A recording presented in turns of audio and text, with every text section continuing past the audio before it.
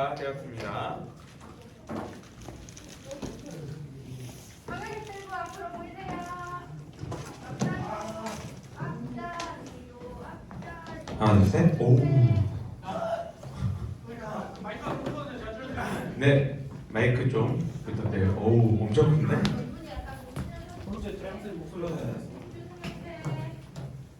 네, 하나, 둘, 셋. 감사합니다. 아닌데? 안 줄여졌는데? 나 순간 움찔해. 아닌 것 같은데? 하나, 둘, 셋. 너무 줄였어요. 하나, 둘, 셋. 조금만 더 주세요. 하나, 둘, 셋. 하나, 둘, 셋. 네, 됐습니다. 감사합니다. 자, 오늘 본문 말씀 보겠습니다. 오늘 본문 말씀 누가복음 2장 40절부터 52절까지의 말씀. 누가복음 2장 40절부터 52절까지의 말씀.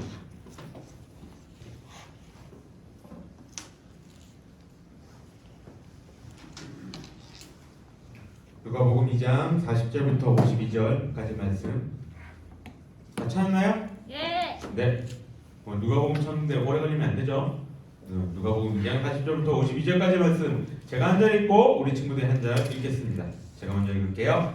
아기가 자라며 강하여지고 지혜가 충만하며 하나님의 은혜가 그의 위에 있더라. 그의 부모가 해마다 유월절이 되면 예루살렘으로 가더니 예수께서 12살 되었을 때에 그들이 이 절기의 관례를 따라 올라갔다가 그 나리들을 마치고 돌아갈 때 아이 예수는 예루살렘에 머무셨더라. 그 부모는 이를 알지 못하고 동행 중에 있는 줄로 생각하고 하룻길을 간 후 친족과 아는 자 중에서 찾되 만나지 못함에 찾으면서 예루살렘에 돌아갔더니 사흘 후에 성전에서 만난즉 그가 선생들 중에 앉으사 그들에게 듣기도 하시며 묻기도 하시니 듣는 자가 다 그 지혜와 대답을 놀랍게 여기더라. 그의 부모가 보고 놀라며 그의 어머니는 이르되 아이야 어찌하여 우리에게 이렇게 하였느냐 보라 내 아버지와 내가 근심하여 너를 찾았노라. 예수께서 이르시되 어찌하여 나를 찾으셨나이까 내가 내 아버지 집에 있어야 될 줄을 알지 못하셨나이까 하시니 그 부모가 그가 하신 말씀을 깨닫지 못하더라. 예수께서 함께 내려가사 나사렛에 이르러 순종하여 받으시더라. 그 어머니는 이 모든 말을 마음에 거두니라. 함께 읽겠습니다. 예수는 지와 피가 자라가며 하나님과 사람에게 더욱 사랑스러워 가시더라. 아멘. 다들 한 주간 잘 지내네? 네. 점심 맛있게 먹었어요? 네. 네. 은비쌤만 맛있게 먹은 것 같은데? 다른 친구들은 맛이 없었어요? 네. 고마워요. 네. 자, 한 주간 잘 보냈을 거라 생각합니다. 오늘도 이렇게 하나님과의 교제를 위해서 이곳에 온 우리 친구들에게 하나님 아버지께서 주시는 은혜와 평강이 가득한 시간이 되기를 바랍니다. 오늘 설교 시작은 한 가지 문제를 내면서 시작할 거예요. 또 그냥 문제 내면 재미없잖아요. 맞추면은 뭐 해줄까? 선생님 사람. 그거 안 맞출 거잖아. 뭔가 이렇게 딱 이게 뭐가 눈에 이렇게 보여야지 니네가 하고 싶지 않겠니? 문화상품권 10,000원짜리 내가 선물로 줄게. 와. 선생님들이 맞추면은 알아서 학생들 줘요. 네. 자, 한번 맞춰봅시다. 고사성어예요. 불치하문 무슨 뜻일까요? 안 받을래요. 아니 몇 개 아는 한문은 있을 거 아니야. 아니다. 최소한 2개 내지 3개는 알잖아요. 치가 없냐? 치는 몰라. 그렇지? 치는 잘 모르는데 대충 맞춰봐요. 불 아니 불자 하 아래 하자 문 무슨 문이에요? 물은 문 무슨 뜻이에요? 아래 아래 묻다. 아니다. 염치 없이 아래 사람한테 묻는다. 염치 없이 아래 사람한테 묻는다. 오 아니에요. 근데 비슷해요. 자, 10,000원이 나가기 전에 빨리 정답을 얘기해 줄게요. 안 나올 것 같아서. 자, 무슨 뜻이냐면 선 아랫사람이나 지위나 확실히 자기만 못한 사람에게 모르는 것을 묻는 일을 부끄러워하지 않는다 라는 뜻. 오, 좀 비슷했죠? 네. 자, 이거하고 비슷한 우리나라 속담이 있어요. 혹시 알아요? 혹시 알아요? 속담. 너무 약해서. 혹시 이런 속담 들어봤어요? 80노인도 새삼 먹은 아이한테 배울 것이 있다. 내가 봤어요. 네. 이 속담과 방금 이야기했던 이 물치하문이라는 이 고사성어와 동일한 뜻들을 가지고 있습니다. 어린아이라고 해가지고 막 무시하고 하는 것이 아니라 그 아이가 하는 이야기도 귀담아 듣는다라는 것을 이야기를 합니다. 어찌 보면 굉장히 당연한 말이고 그리고 맞는 말이지만 우리 직장 생활을 하는 선생님들은 알 거예요. 이게 당연하지만 당연하지 않다는 거. 네, 되게 세상 속에서 살아가다 보면은 이게 맞는 거고 당연하지만 그렇게 살아간다는 것 자체가 참 쉽지 않을 때가 많이 있습니다. 아이들 말이라면은 사람들은 잘 안 듣는 경향이 있어요. 그리고 나보다 지위가 낮은 사람들 그리고 나보다 아래에 있는 사람들이라면 우리나라는 특히 더더욱 그 말을 잘 안 들어주는 모습들을 보여줍니다. 그래서 이렇게 이 말들을 행동하는 사람들을 보면은 굉장히 그 모습이 멋져 보이고 그 사람들은 그 어른은 존경할 만하다라고 생각하게 됩니다. 이제 새학기가 되고 이제 여러분들도 누군가의 선배가 되고 누군가한테 윗사람이 될 텐데 방금 이렇게 살펴본 불치하문 이 고사성어하고 3살 아이에게도 배울 것이 있다는 이 속담의 뜻을 잘 한번 생각해 보면서 새학기를 맞이하기를 바랍니다. 왜 설교 시작에 이러한 내용으로 시작했냐면 오늘 본과의 내용이 뭐였어요? 예수님의 어떤 내용을 얘기했나요? 그렇죠. 예수님의 어린 시절에 대해서 살펴보았습니다. 우리는 보통 어린 시절에 대해서 막 크게 중요하게 생각하지 않습니다. 왜냐하면 대부분 다 비슷비슷 이렇게 하게 살아가거든요. 그런데 예수님의 어린 시절에 대해서 우리가 이 말씀을 통해서 배워야 할 점들이 몇 가지 있음을 보게 됩니다. 신약 성경에 예수님의 어린 시절이 몇 번 나올까요? 한 번. 그 반에서 얘기했어요? 네, 한 번 나옵니다. 어디에 나와요? 네, 오늘 우리가 읽은 이 누가복음 2장 40절부터 52절까지 여기에만 예수님의 어린 시절이 나옵니다. 누가복음 누가 적었나요? 누가요. 누가복음은 누가가 적었죠. 네.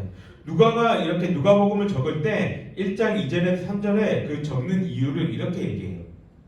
처음부터 목격자와 말씀에 일꾼된 자들이 전하여준 그대로 내력을 저술하려고 부든든 사람이 많은지라 그 모든 일을 그놈부터 자세히 미루어 살핀 나도 데오빌로 각하에게 차례되어 써 보내는 것이 좋은 줄 알았노니 라고 이야기를 합니다.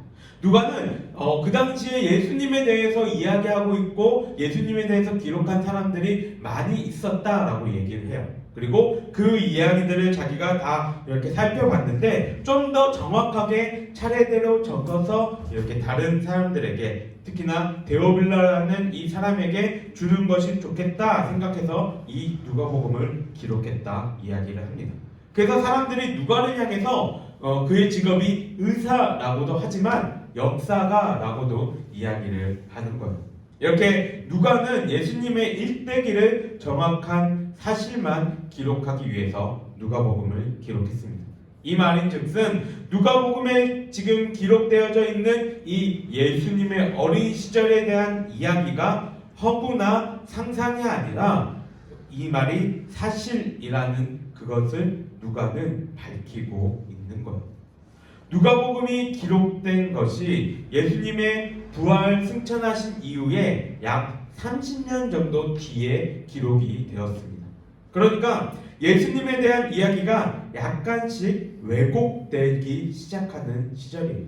우리도 이렇게 서문을 들어보면은 나하고 이 친구하고 얘기를 했는데 여기에 가면은 뭔가 살이 더 붙고 그 뒤로 넘어가면은 더 뭔가 붙는 그러한 현상들을 여러분도 겪어봤을 것입니다.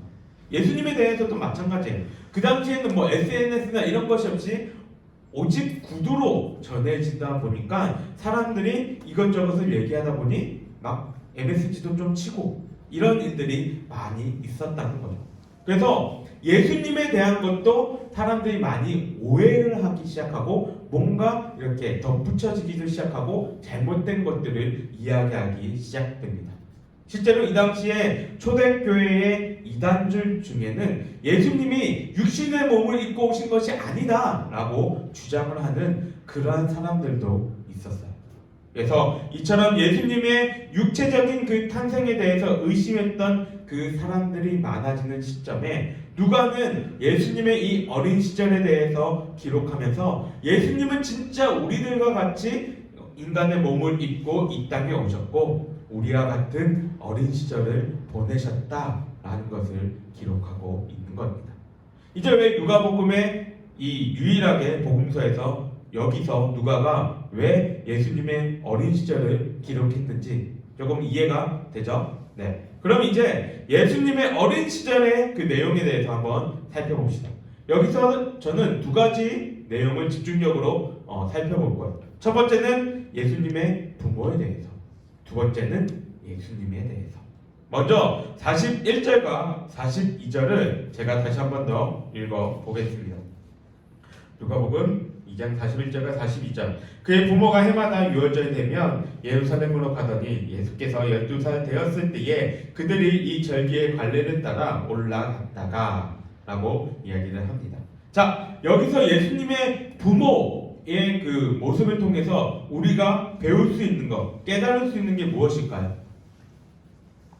예수님의 부모의 모습에서 우리는 뭘 깨달을 수 있나요? 신앙은 그렇죠. 전수되는 것이다. 전수라는 게 무슨 의미예요? 전해지다. 이렇게 전해주는 거다라고 이야기를 합니다.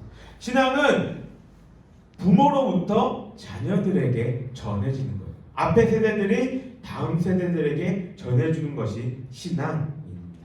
그래서 하나님이 부모에게 주신 가장 큰 사명 중에 하나가 바로 이거예요. 신앙 전수.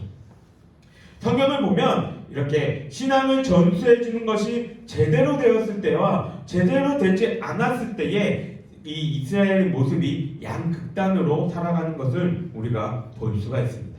예를 한번 들어볼까요? 여러분들이 생각했을 때 이스라엘 백성들이 하나님을 가장 잘 섬겼을 때가 언제인 것 같아요? 언제일까요? 어려울 때. 특정 시기를 좀 얘기해 줄래요? 어려울 때 잘 섬겼죠. 특정 시기를 딱 집어서 언제일까요? 포로 생활할 때. 포로 생활할 때, 그럴 수도 있죠. 또 내 생각은 좀 달라. 내가 정답은 아닌데 내가 원하는 시기는 그때가 아니에요. 내가 생각했을 때는 그때보다 진짜 하나님을 잘 섬겼을 때가 있어요. 언제일까요? 광야일 때. 광야 때. 좀 더 정확하게. 광야도 이제 시기가 있잖아요. 출애굽. 출애굽 초반? 광야 초반? 초반? 40년대. 40년 광야. 40년 광야? 제가 생각했을 때는 여리고. 정확하게 얘기하면은 그렇죠. 출애굽 2세대들. 출애굽 2세대들 여리고 가나안 전쟁 들어가는 그 시기에 이스라엘 백성들이 하나님을 가장 잘 섬겼을 것 같아요. 한 가지 예를 들어볼게요. 이때 여호수아와 이 이스라엘 백성들이 정복 전쟁을 하러 이 가나안 땅에 들어갔는데 이들도 물론 순종하지 않는 모습을 보여줘요. 그런데 왜 그럼에도 불구하고 이들이 가장 잘 섬겼냐고 생각하냐면 이들이 가나안 땅에 들어가자마자 하나님이 이들한테 뭘 하라고 요구하세요? 뭘 하라고 요구하셨나요? 기억 혹시 아는 친구 있어요? 뭐 하라고 했을까요? 요단강 딱 건너자마자 뭐 하라고 했을까요? 이거 좀 문화상품권 만원 걸어줄까? 뭐 하라고 했을까요? 제사해라. 예배? 제사? 아니에요. 목욕해라. 아니에요. 지금 앞에는 여리고성이 있고 뒤에는 요단강이 흐르고 있어요. 근데 하나님이 갑자기 이걸 하래요. 뭘까요? 7번씩 부르라. 아니에요. 할례. 맞아요. 할례를 행하라. 할례가 뭔지 알죠? 수술하는 건데 할례 행하면 어떻게 돼요? 싸울 수 있어요? 못 싸워요. 요새는 잘 포경수도 안 하지만 목사님 때는 그래도 했거든요. 할례하면 절대 못 거다녀요. 3일은 집에만 처박혀 있어야 됩니다. 근데 좀 전에 얘기했던 것처럼 앞에는 여리고가 있었고 뒤에는 요단강이 흐르고 있는데 요단강은 그때 어느 정도 높이냐면은 사람의 키 정도 높이에요. 그러니까 뒤에는 물이 흐르고 있고 앞에는 여리고성이 있는데 여리고성은 가나안 가운데서도 가장 싸움을 잘하고 함락시키기 어려운 성 가운데 하나가 여리고였어요. 무슨 말이에요? 지금 앞에는 적들이 있고 뒤에는 강물이 흐르는 그 상황 가운데 하나님이 할례를 행하라고요. 이 말은 뭐예요? 여리고 애들한테 우리 그냥 죽여주세요. 이거와 동일한 말이거든요. 그런데 그럼에도 불구하고 이스라엘 백성들은 이때에 할례를 행하게 됩니다. 여러분들이 롤이나 다른 게임을 할 때 티어에 강등이 담긴 그 영혼의 한타를 해요. 그런데 어머니가 그 시절에 딱 그때에 밥 먹으러 와라 라고 불러요. 갈 수 있어요? 아니요. 내가 이 마우스와 키보드를 놓는 순간 나의 티어는 순식간에 나락으로 갈 텐데 갈 수 있나요? 아니요. 갈 수 없죠. 그런 상황이 지금 이스라엘 백성들에게 벌어진 거예요. 그런데 이스라엘 백성들은 하나님의 말씀에 순종해서 할례를 행했단 말이죠.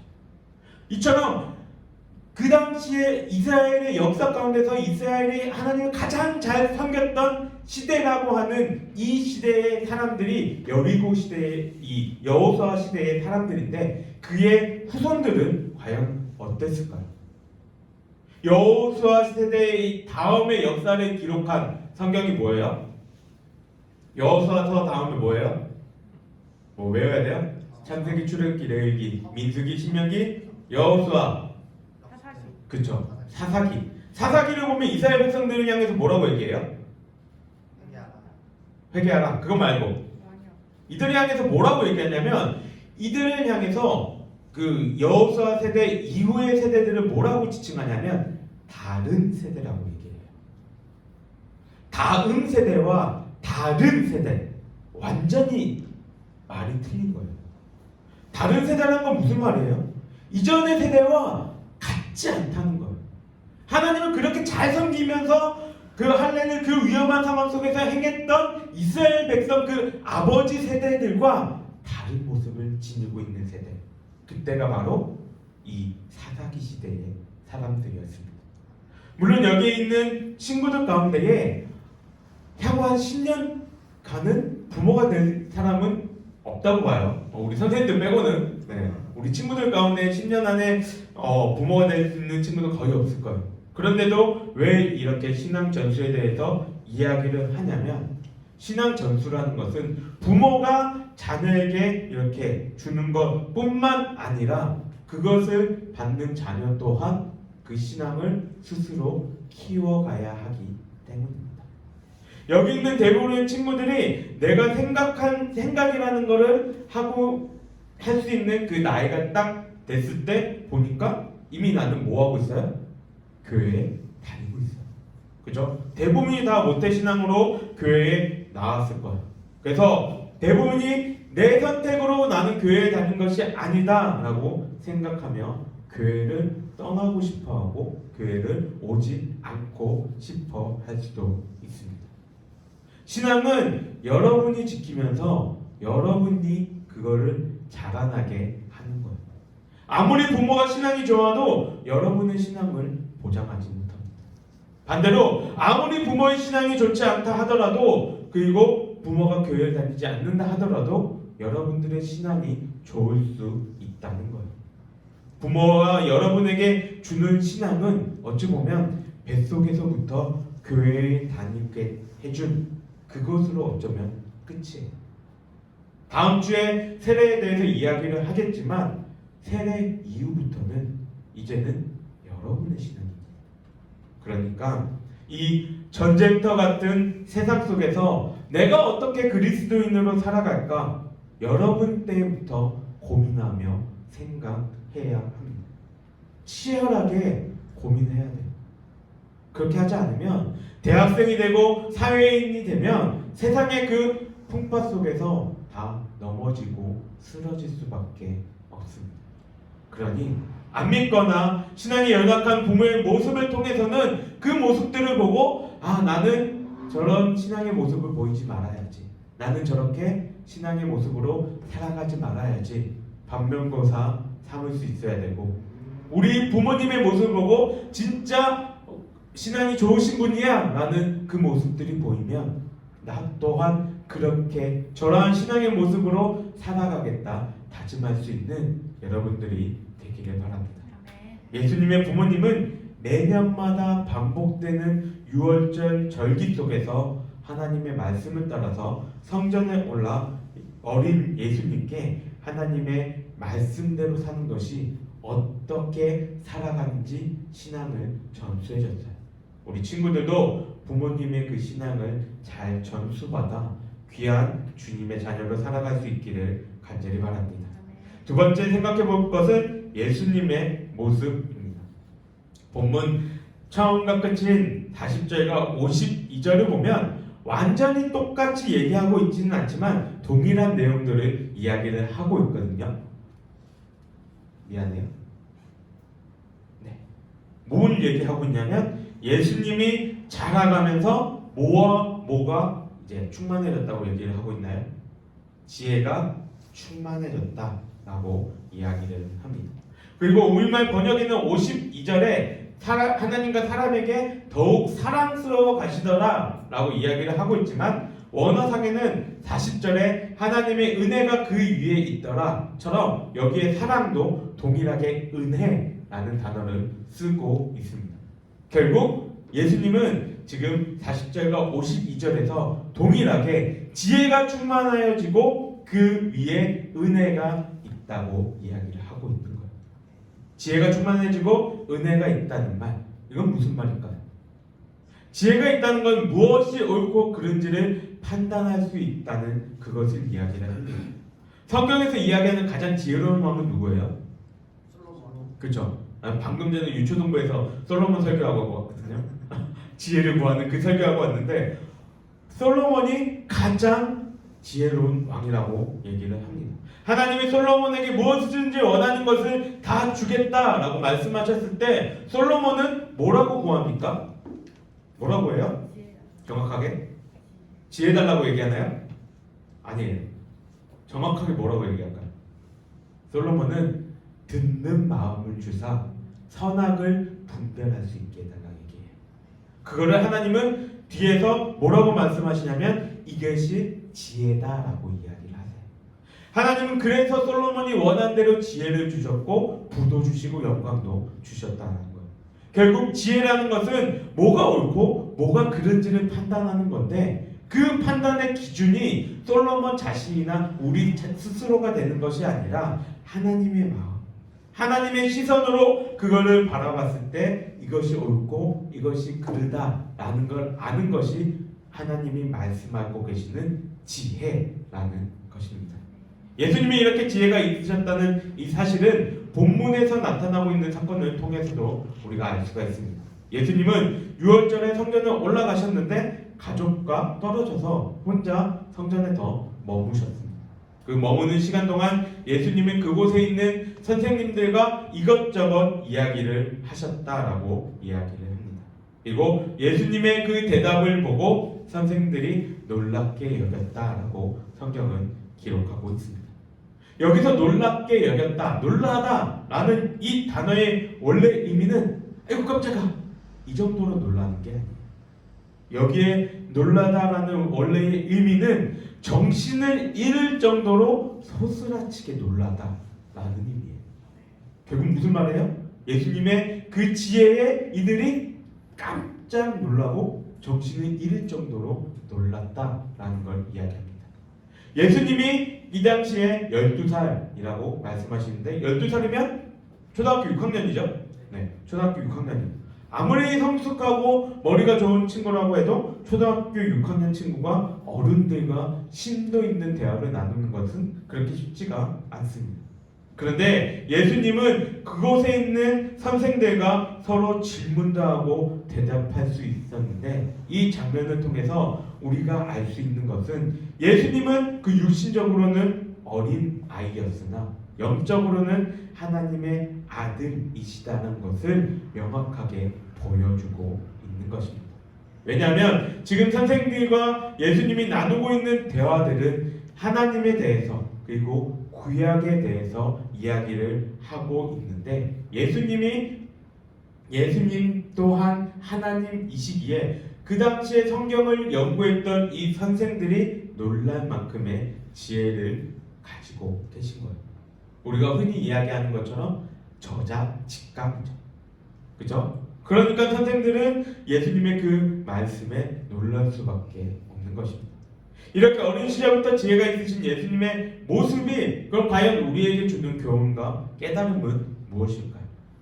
하나님의 지혜는 나이나 학벌이나 지위를 뛰어넘는다는 그 사실과 예수님에게 부어주신 그 지혜를 우리에게 부어주셨을 때 우리 또한 세상을 놀라게 할 수 있다는 사실입니다. 세상을 사는 모든 사람들이 지혜가 필요하지만 특히나 공부를 해야 하는 그리고 오는 그 세대를 이끌어 가야 하는 그 주역이 될 여러분들에게는 특히나 더 지혜가 필요합니다. 세상을 하나님의 시선으로 바라보는 지혜, 세상을 하나님의 마음으로 섬기는 지혜, 세상을 하나님의 기준으로 살아내는 지혜, 그 지혜를 구하는 여러분들이 되기를 바랍니다.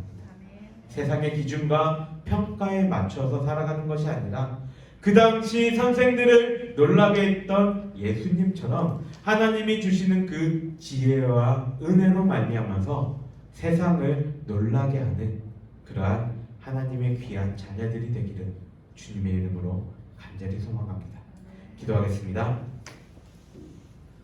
사랑과 은혜가 충만하신 하나님 아버지 감사합니다. 예수님의 어린 시절 이야기를 통하여서 우리 또한 예수님과 같은 지혜를 얻고자 합니다. 세상을 놀라게 하고 또 세상 속에서 하나님의 기준대로 살아가고자 하는 그 지혜를 우리에게 허락하여 주시옵소서. 우리 중고등부 친구들이 지금부터 그 지혜를 가지고 세상을 향해서 살아갈 때에 그 기준과 생각이 나의 것이 아닌 하나님의 것으로 살아가는 모습이 되게 하시고 그래서 세상 속에서 이들이 세상을 이끌어가는 나이가 됐을 때에 세상을 놀래키게 하며 또 하나님의 귀한 그 말씀들을 전하며 그들의 삶의 모습으로 하나님을 전파하며 살아갈 수 있는 우리 친구들이 될 수 있기를 주님 인도하여 주시옵소서. 이제 돌아가는 발걸음도 주님 함께하여 주시고 한 주간의 그 삶 가운데서도 주님이 주시는 그 지혜를 충만하게 느끼며 살아갈 수 있는 우리 친구들 되게 하여 주시옵소서. 여호와는 내게 복을 주시고 너를 지키시기를 원하며 여호와는 그의 얼굴을 내게 비추사 은혜 베푸시기를 원하며 여호와는 그 얼굴을 내게로 향하여 드사 평강 주시기를 원하노라. 아멘. 수고하셨습니다.